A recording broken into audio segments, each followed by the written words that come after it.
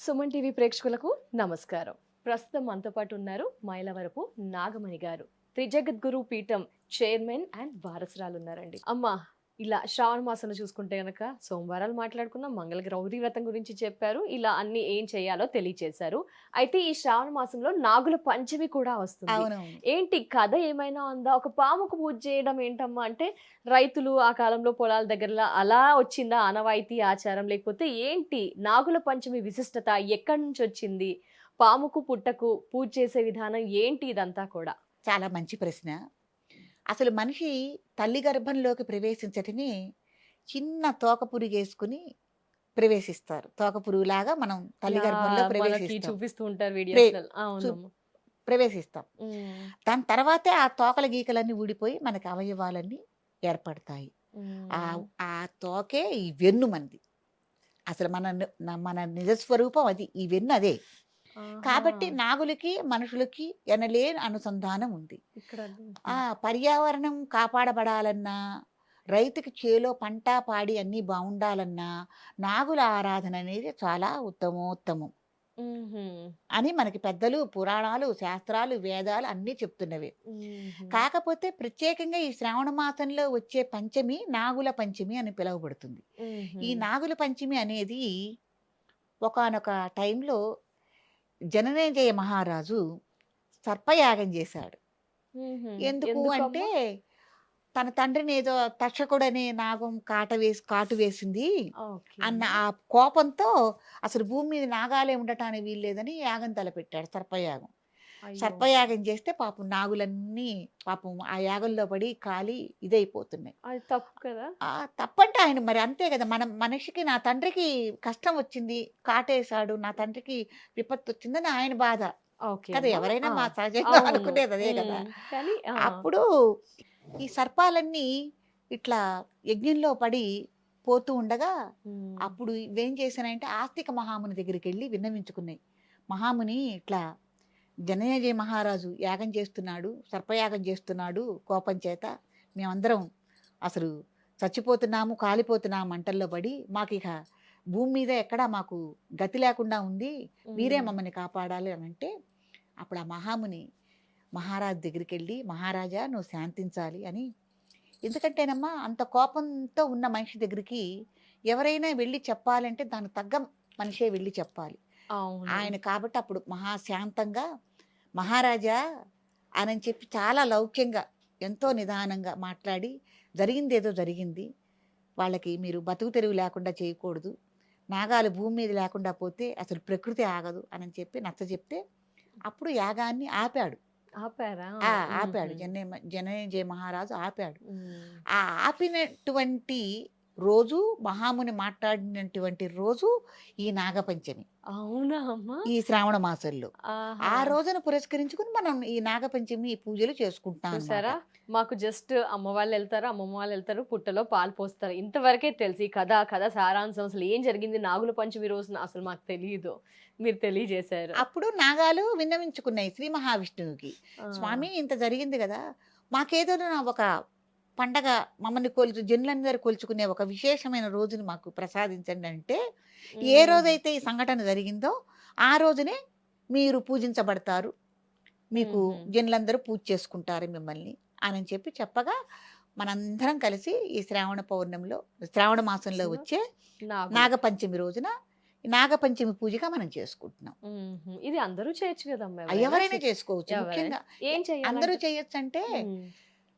పిల్లలు లేని వాళ్ళు, ఆహా! వివాహాలు కావాల్సిన వాళ్ళు, హుహు. ఉన్నత చదువులు చదువుకోవాల్సిన వాళ్ళు, హ్మ్. అనారోగ్య సమస్యలతో బాధపడేవాళ్ళు, పిల్లలు ఎవరికైనా చెవిలోంచి చీము కారుతుంది. హుహు. అట్ట చీము కారుతుంది అనుకున్న వాళ్ళు, హుహు. కంటి చూపు మందగిస్తోంది. అవునా? ఆ! దృష్టి, దృష్టి హ్మ్. తగ్గుతోంది. లేకపోతే తరతరాల నుంచి వీళ్ళు కళ్ళజోళ్ళు పెట్టుకుంటున్నారు.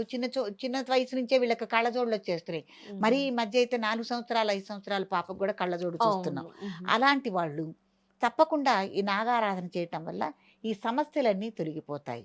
సర్పదోషాలు, కాల సర్పదోషాలు వాళ్ళు కూడా సద్వినియోగపరచుకోవచ్చమ్మా చేసుకోవచ్చు. ఈరోజు కొంచెం? చేసుకోవచ్చు. హుహు. కాలసర్ప దోషం, కుజ దోషం, మాతృకా దోషాలు, ఆహా! పితృకా దోషాలున్న వాళ్ళు గూడా చేసుకోవచ్చు. హుహు. యథావిధిగా చక్కగా నియమం తప్పకుండా మనం లోగా ఏ వీడియోలో అయితే చెప్పుకున్నాం, చిల్లుపై పెద్దలపై తినకుండా మ్మ్హ. ఏమ్మా, మ్మ్. తర్వాత దాంపత్య నిషిద్ధం ఉండి, ఆహా. ఉపవాస దీక్ష ఉండి, తరిగిన కూర తినకుండా ఉండాలి. మ్మ్హ. కత్తిపీటతో తరిగిన కూరలు తినకుండా ఉండి, ఆ. ఏదైనా కూర అనేది చేత్తో తుంపుకొని వండుకోవాలి. ఆహా. ఇట్లాంటివన్నీ కొన్ని నియమనిష్టలు ఉన్నాయి, తప్పకుండా పాటించాలి.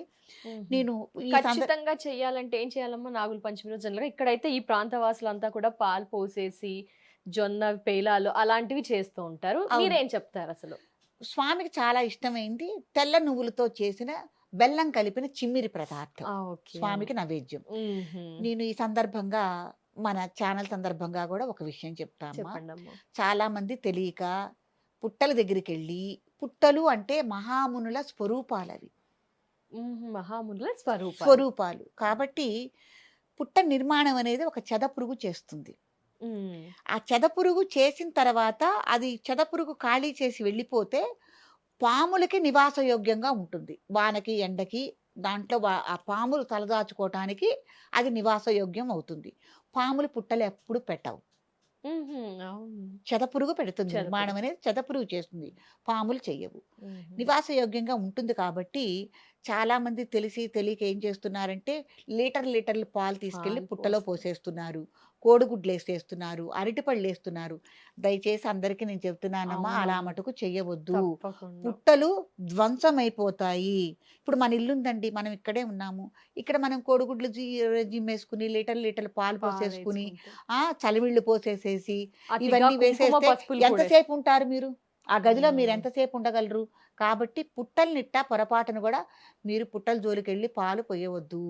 మీరు మ్మ్. పాలు పోసుకోదలుచుకుంటే పుట్ట దగ్గరికి అది ఒకటి పసుపు కుంకాలు బాగా విరజల్లటం. ఎక్కువ వేస్తూ ఉంటారు పసుపు ఏంటమ్మా, క్రిమి సంహారిణి కదా. మ్మ్. అసలు మళ్ళీ దాంట్లో చెదపురుగు చేరి ఏదైనా కొత్త నిర్మాణం, కొత్త కోవ పెట్టాలంటే ఎలా పెడుతుంది? మ్మ్. కాబట్టి పసుపు కుంకాలు విరజల్లటం, గుడ్లు వేయటం, అరటిపళ్ళు వేయటం, పాలు లీటర్లు పుట్ట కలువుల్లో పోయటం, ఇట్లాంటి మటుకు ఎవరు చేయకూడదు. మ్మ్. ఏం చేయాలి? ఏం చేయాలి?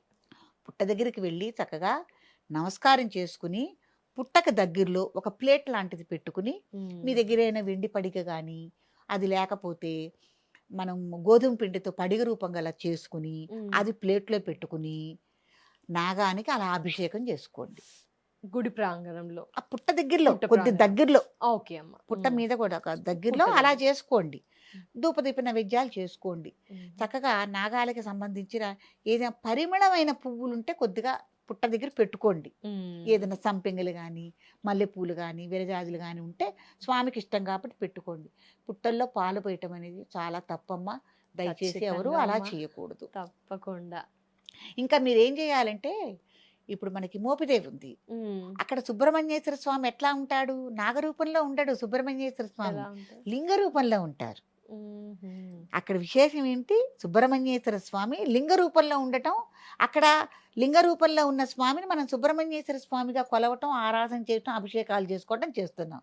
మీరు కూడా అదే పని చేయండి. ఏదైనా ఒక శివాలయానికి వెళ్ళి మ్మ్. సుబ్రహ్మణ్యేశ్వర స్వరూపంగా భావించి అక్కడ అభిషేకం చేసుకోండి. అప్పుడు అభిషేకం అక్కడ చేయించుకోండి అయ్యగారితో. మ్మ్. లేకపోతే బయట శివలింగాలు ఉంటాయి చాలా మంది గుళ్ళల్లో, చాలా మ్మ్. చోట్ల. అవును. అక్కడ మీ చేతితో మీరు ఈ సంకల్పం చెప్పుని అక్కడ చేసుకోండి. కానీ మ్మ్. పుట్టల జోలికి వెళ్ళొద్దమ్మా. పుట్టల జోలికి తప్పకుండా వెళితే అమ్మా. ఆ నిర్మాణం అనేది కనీసం ఎన్ని సంవత్సరాలు చెదపురుగు నిర్మాణం చేస్తా నిర్మాణం అవ్వాలి చేస్తూ కదా. వస్తుంది. మ్మ్. కాబట్టి ఎప్పుడూ అలా చేయొద్దని విన్నవించుకుంటున్నాను.